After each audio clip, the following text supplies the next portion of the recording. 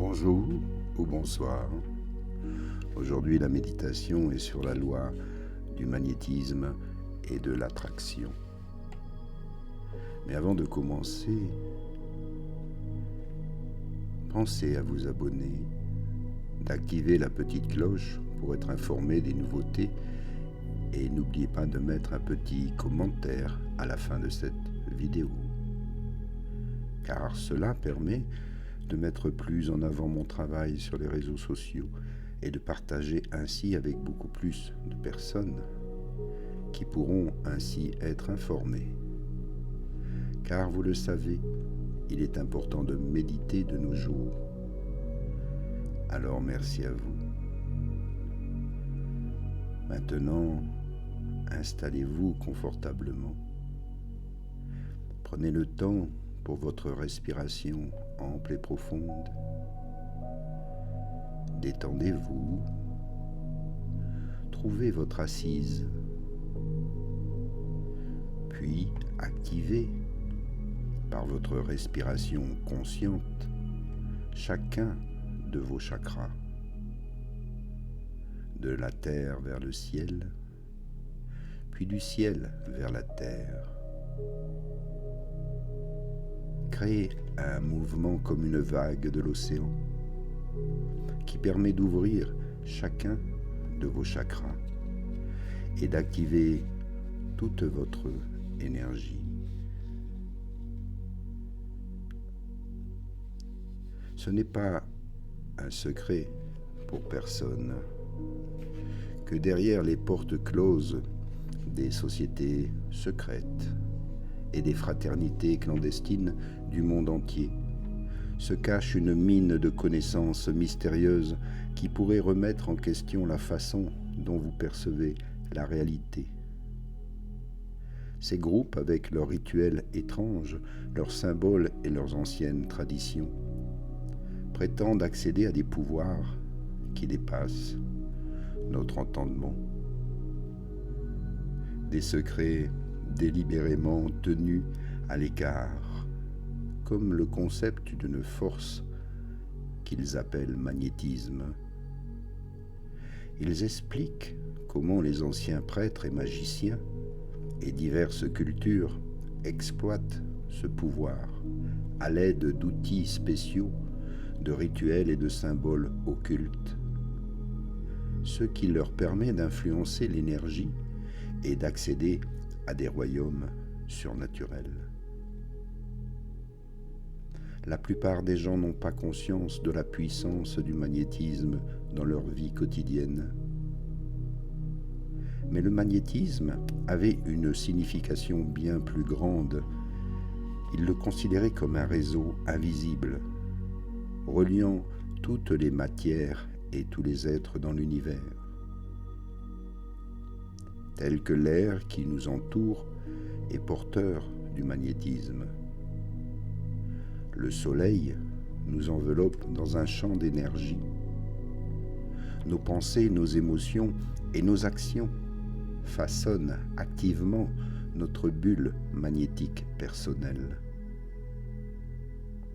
Ce raisonnement nous amène à nous demander si la manière dont nous façonnons notre monde intérieur par le biais de nos pensées, de nos croyances et de nos attitudes ne façonne pas, en fin de compte, notre réalité extérieure. Cette idée est-elle fondée sur des croyances? En fait, cette idée est fondée en décryptant les idées partagées dont nous pouvons tirer parti de ces connaissances qui restent cachées à la majorité des gens. Et pour accéder à la création de notre propre réalité, et si vous souhaitez connaître les secrets qui vous permettront de façonner votre propre réalité et de découvrir des méthodes qui n'étaient autrefois connues que de quelques-uns, alors méditez sur ce qui suit, afin de comprendre le concept du magnétisme. Commençons par comprendre le fonctionnement des aimants. Si vous regardez un aimant, vous verrez qu'il attire les objets vers lui de la même manière. Notre monde intérieur possède des qualités attractives qui attirent les circonstances extérieures. Cette attirance est principalement due à nos pensées et à nos sentiments. Ensemble, ils créent un type d'attention spécifique envers quelque chose. Pour la plupart des gens, l'attention peut être positive, négative ou neutre. Et lorsque nous portons une attention positive ou négative à quelque chose, nous attirons davantage de choses dans notre vie. L'attraction peut donc être à la fois positive et négative, uniquement influencée par notre attention. Il est important de comprendre que l'attention ne fonctionne pas comme un aimant ordinaire. Vous pourriez penser que si vous pensez négativement quelque chose, vous le repousserez, comme les mêmes pôles d'un aimant se repoussent l'un l'autre. Mais malheureusement, ce n'est pas le cas. Au contraire, lorsque nous portons une attention négative à quelque chose, nous finissons ainsi par l'obtenir aussi. Plus vous pensez même à ce que vous ne voulez pas, à ce que vous n'aimez pas, vous allez l'attirer dans votre vie. Par exemple, pensez au moment où vous avez essayé d'éviter quelque chose. Mais plus vous pensiez à l'éviter, plus cela se produisait. Ou encore pensez à des situations où vous n'aimez pas un certain type de personne, mais où vous continuez pourtant à attirer ce genre d'individu dans votre vie. De même, dans votre entreprise, vous détestez peut-être un problème récurrent, mais malgré vos efforts pour l'éviter, il persiste. C'est comme si un trader essayait d'éviter l'échec, mais plus il le craint, plus il se trouve à faire de mauvaises opérations. Cela crée une boucle de rétroaction où la pensée négative constante devient alors une habitude. Et ce qui a pour effet d'attirer d'autres circonstances négatives dans votre vie. Un peu comme un aimant, c'est ainsi que fonctionne notre monde intérieur. Nous attirons plus ce que nous n'aimons pas, bien plus que ce que nous aimons. Ce qu'il faut bien comprendre là, c'est que lorsque vous pensez inconsciemment à des choses négatives et que vous attirez des circonstances négatives, cela se produit sans que vous le choisissez activement. C'est un choix inconscient.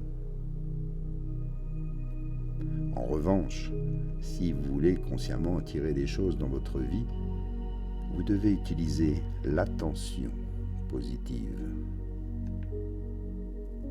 Et la difficulté réside dans l'utilisation de l'attention positive, ce que beaucoup de gens ne parviennent pas à faire. Parce que la société nous a conditionnés à être dans un état de peur perpétuelle. Et la vie ne fait pas de distinction entre l'attention positive et l'attention négative. Les deux ont le même pouvoir. Elles s'intéressent au contenu de votre attention. Et si vous continuez à dire que vous détestez les factures, que vous avez peur de l'échec, que vous n'aimez pas vous mettre en avant ou que vous redoutez d'être rejeté lors d'opportunités, alors devinez quoi? C'est ce qui va se passer. Car c'est une question de contenu. La clé de l'attention positive réside dans l'utilisation de votre cœur et de votre esprit. Lorsque vous utilisez votre attention, il y a une unité qui doit se passer entre le cœur et l'esprit. Cette volonté d'être relié dans ce que vous demandez.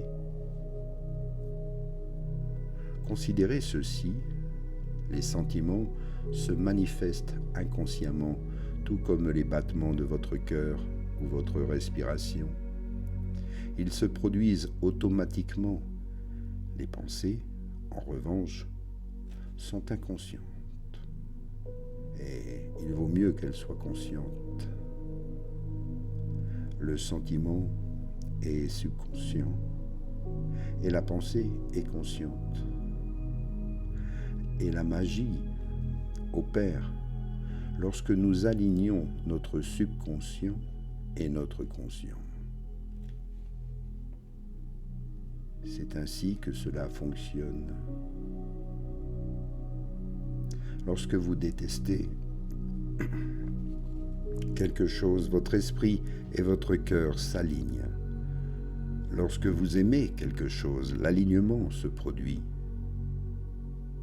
Notre mission est de nous entraîner à aligner notre cœur et notre esprit afin d'attirer davantage de ce que nous aimons dans notre vie.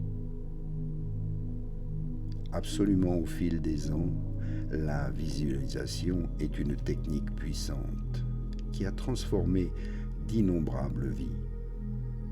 C'est l'un des moyens les plus efficaces de se positionner mentalement dans le scénario idéal que l'on souhaite manifester et attirer dans sa vie.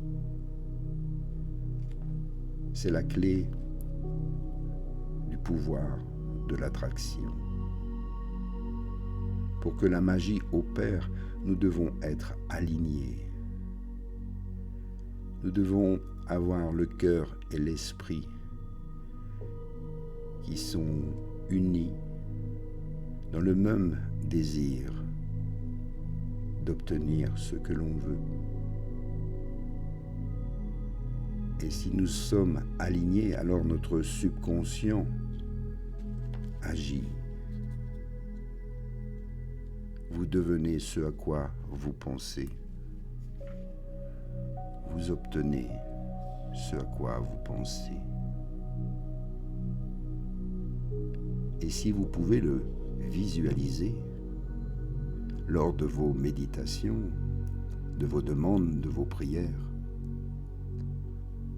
alors cela aura encore plus de sens. Car l'univers comprend mieux les images que les mots. Et parfois, nous ne formulons pas correctement nos demandes et nos prières. Mais le fait de visualiser, comme dans un rêve éveillé,